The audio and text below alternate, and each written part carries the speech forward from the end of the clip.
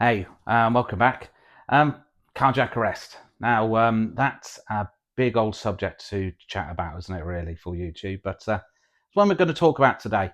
Because in March 2024, I suffered my own carjack arrest. Before we get into that, let me tell you about why we're doing this video.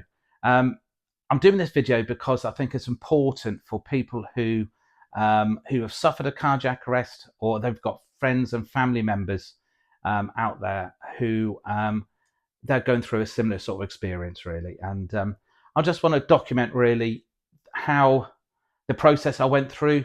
So the incident itself, that'll be in part one, which we're going to talk about today. Part two will be around about sort of the hospital visit and those decisions you have to make in hospital. And then part three is it's going to be about about the recovery, and so the contrasting myself as a person now and comparing about the person I was before the incident. Because these are things which you search around looking for information about, and there's not an awful lot of support out there. So if I can help in some small way for someone just to find a few sort of answers or that people can relate to, so that's the purpose of this little series of videos. So I hope you find them useful, and feel free to sort of reach out if you've got any questions. I'm more than happy to help. Okay, let's get into that video, and let's see if we can sort of change a few conceptions. So let's give a little bit of background about me before the incident. I love sport, been playing sport ever since I've been the age of 6. So it's probably it's over 50 years. Sports coaching, personal training, endurance athlete. I've been doing that for around about sort of 25 years prior to the incident. So I really loved my sport and pushing myself to the limits and testing myself. And I always thought, I'll be okay. I'll bounce back. I'll be fine. And that's the way I live my life. I just threw myself into everything. But on that particular day, I didn't bounce back. And I've got no answers to see why it happened, because it was a carjack arrest, and there's not an awful lot of research into carjack arrest, unfortunately. So I've been to the gym, and I was preparing for my 6th London Marathon. I've been very lucky with being able to get in the London Marathon and complete 5 previous attempts, and I like to say I enjoy that sort of stuff. So I was training for number 6, and I also had Ironman Wales lined up for later in that year as well. So it's a recovery week. I was just recovering, so I'd gone for a nice gentle swim, then a bit of a strength session at the gym, came home, and that's pretty much all I can remember after that. My wife tells me I sat down, had some lunch, and before I say it was on the wife's lunch that caused this carjack arrest, it was a very nice lunch, and sat down, and basically I collapsed there and then. My wife recognised the signs of carjack arrest because 2 weeks before she had done her CPR refresher course. So she'd recognised the signs this was a carjack arrest. She called 999 and then commenced CPR on myself.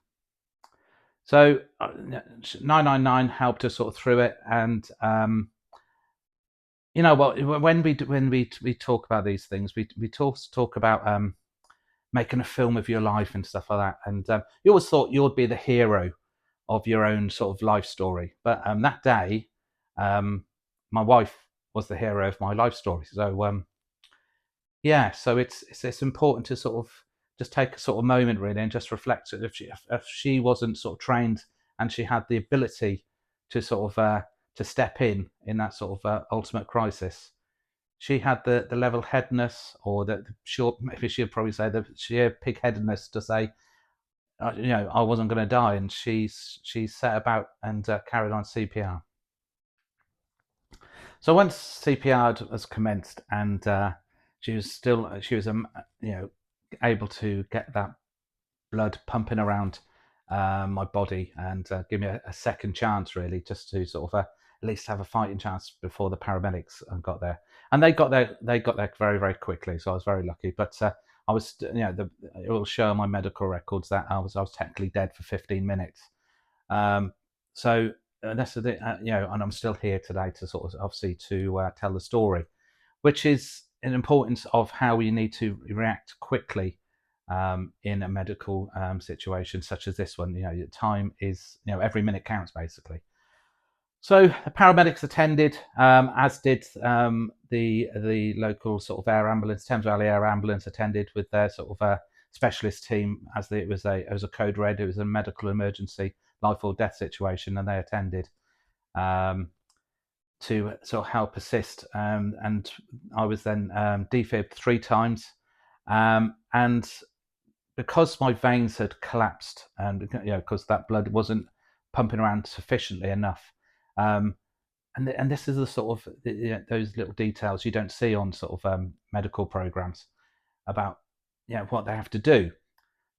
So what they had to do, they had to sort of take my trousers off, or cut my trousers off actually, and then they had to drill through my knee to make sure they can get that medication straight into my body. And it still blows my mind, to think that sort of interventions are available, and these guys are sort of going around in their life-saving ambulances and helicopters and things, just to sort of, they have this sort of technology. It's absolutely incredible.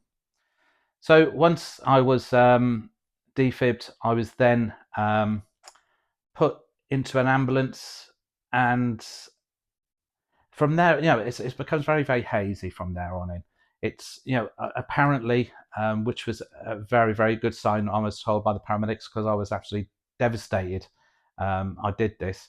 I became very aggressive on the ambulance, very competitive, trying to fight the paramedics, because I was totally confused what was going on, and my brain had effectively shut down for 15 minutes and was rebooting. And they had to struggle to sort of to keep me on the stretcher. However, they did see that as a positive sign, as I was more sort of be able to sort of function to that sort of ability. So and the consultant tells me afterwards that the reason they were so happy is because my fitness levels at the time gave me that sort of chance to sort of reboot itself quickly. So that was, again, sort of, I'm mortified that it actually happened, but in a way, I was kind of glad it happened as well, because it meant my body was, beginning to function again. So I was admitted to hospital within sort of an hour or so of the incident itself, and again, I can only sort of go on what people tell me, my wife in particular, about the journey up to hospital. It's she said it was a different perspective, with the ambulance being stuck in traffic and people not getting out of the way of the ambulance, even though they had the blue lights on and sirens. So first lesson really we all should sort of be aware of: get out of the way of the bloody ambulances. It's they're doing a job, and they're not putting the lights on just because they want to get a chip shop quickly. They want to get people to the hospital or to an emergency quickly. So let's cut them some slack a little bit and get out of the way. On my admittance to hospital, I was then taken into casualty, into the intensive care unit of the bit of casualty, where I was starting to come around now after being sedated somewhat, because of my combative nature in the ambulance. And this is where I was first told I had suffered a cardiac arrest, and I just didn't believe it. And to be fair, I have no recall for this, so you're going to have to take my word for this. But I just wouldn't be told. I was, because again, I must have had some sort of functionality there, just to think that, how can this happen to me? I'm a relatively fit bloke, or was a relatively fit bloke back then, and took pride in my my fitness, and to be told I'd had a cardiac arrest. Um, I just couldn't sort of relate to it in any way, shape, or form, and I was really, really arguing for that. I think you got this wrong. Um, but and the things I've learnt since then around about cardiac arrest is that it can happen to anyone at any time.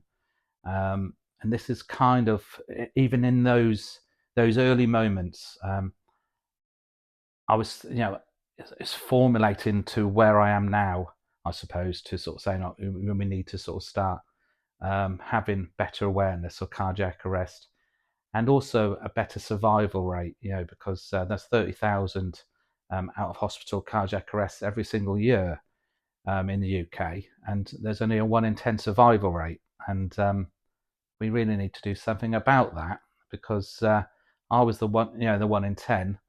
There are thousands upon thousands of people who don't have this chance to sort of tell their story. So I think it's important that we need to have better awareness out there, and just spread the word, spread the message, spread the support as well. So once I was in hospital, I was then in ICU for around about an hour or so before I was admitted to the ward, where I would then spend the next 2 weeks recovering. And I would like to stop the video here, and then we will talk in the next video about that 2 week process, that 2 week stay on the ward, and my experiences of that. Because I've got a little bit more recall about those 2 weeks, and some of the decisions I had to make, which will affect me forever and a day for the rest of my life. Coming to terms with that, and also the thoughts that sort of come into your head whilst on hospital in hospital on the ward, because again, it's not like you see on the medical dramas on TV. There's a lot of sort of grim reality you've got to come to terms with. So although it seems like it's a dark place to sort of to end the video on, but there is hope. There's a lot of positivity on the back of this as well. So I hope you come back for the next video, because it's a really good insight about sort of a hospital stay and the whole process as well. So look, thank you very much indeed for watching this video if you've stayed to the end here, and I look forward to seeing you on the next one. Have a great day.